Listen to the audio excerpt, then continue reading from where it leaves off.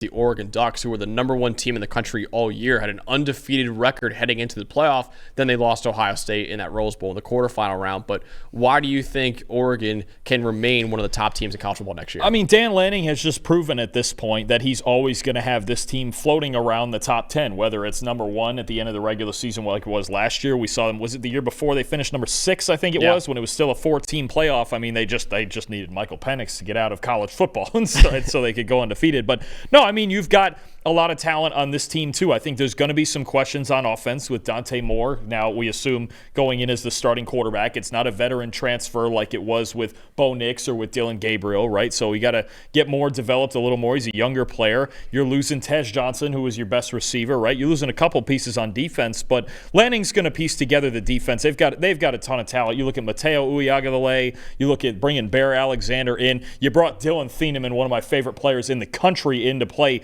free safety. I think he's going to be a fantastic fit there. Look, I think this is a team.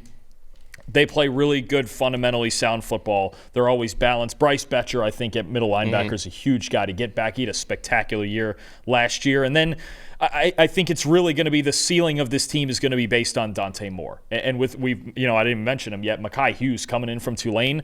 That's one of the best backs in the country. Yeah. You could not ask for a better transfer running back to come into Oregon than Mekhi Hughes. He could have a huge year. It really comes down to Dante Moore as far as the ceiling, but this team is going to contend for a Big Ten title as long as Moore hits the way that they need him to, and I like that he got a year behind Gabriel to develop, right, because he got a boatload of talent. We saw a little bit of it at UCLA. That's going to be the question, but they're going to play good defense. They're going to find ways to run the ball. They're going to score points. It's just a matter of the passing game catching up, but I think this is another team that a lot of people are going to pick to make the playoff, and they should expect to. Dan Lanning has just a machine going at Oregon right now because they murdered the transfer portal. Like you mentioned, a top 5 running back in the country transferring in, and Mekhi Hughes from Tulane, one of the best safeties in the country coming in, and Dylan Thieneman from Purdue.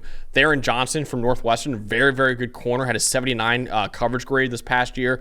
And they rebuilt the offensive line with 3 high-profile transfers on that offensive line. There's a lot of people excited about those 3 transfers they have coming out on the O-line. Kenyon Sadiq was the guy. I actually just came out with my tight end rankings like I mentioned before. Sadiq I had number 6, even though he was the backup to Terrence Ferguson. I think Kenyon Sadiq is the biggest breakout candidate at tight end in the entire country. I think he is extremely athletic. He flashed a lot of great things as a receiver, and I know he's a little lighter at 240 pounds-ish.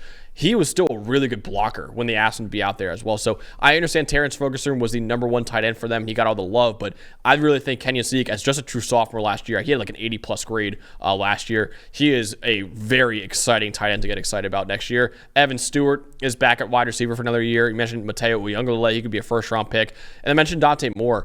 I mean, yes, it is a new quarterback, and yes, his true freshman year had a lot of ups and downs at UCLA, but he was the number 3 overall recruit in the 2023 class. He was the number 2 quarterback behind only Arch Manning that year. Very high ceiling on quarterback, and he showed some of that ceiling at UCLA in his first year, and that wasn't really the best environment for him either. I think we got to remember that as well. And also, this Oregon offense has produced back-to-back Heisman finalists at quarterback with Bo Nix and with Dylan Gabriel. So Dante Moore, I think, could be a dark horse Heisman contender for next year.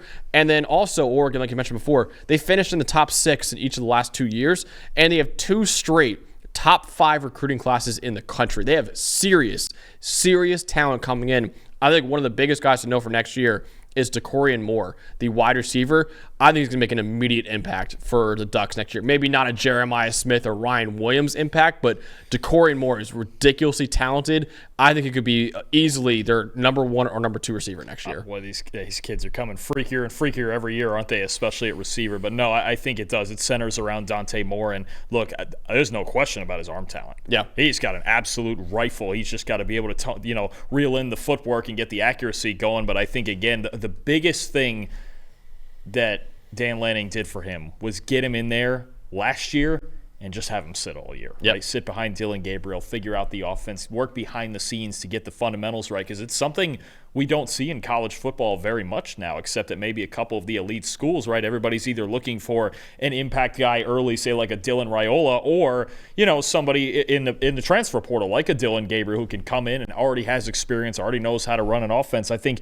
you get a guy in like Dante Moore who gets to sit behind a veteran like that last year, and now he could get a chance to shine after a year of development. A very mature decision, I feel like, by Dante Moore, too, because when he entered the portal, this was after Dylan Gabriel already committed to Oregon. He could have gone anywhere he wanted. Yeah, and started. And he was like, no, I'm going to go to an offense where I know I can succeed. Yes, I won't start next year, but I'll sit on the bench for a year and then start after Dylan. I think it was a very mature decision by him, and I'm very excited to see how that pays off for him. And also, he was originally committed to Oregon. Then at the last second, he flipped to UCLA, and now he's full circle back at Oregon for next year. Hey, thanks for watching another episode of the PFF College Football Show. Please make sure you guys subscribe to the channel. Also, subscribe to PFF Plus at subscribe.pff.com for all of the same data and grades that we use in our show, plus fantasy tools, betting tools, and our mock draft simulator.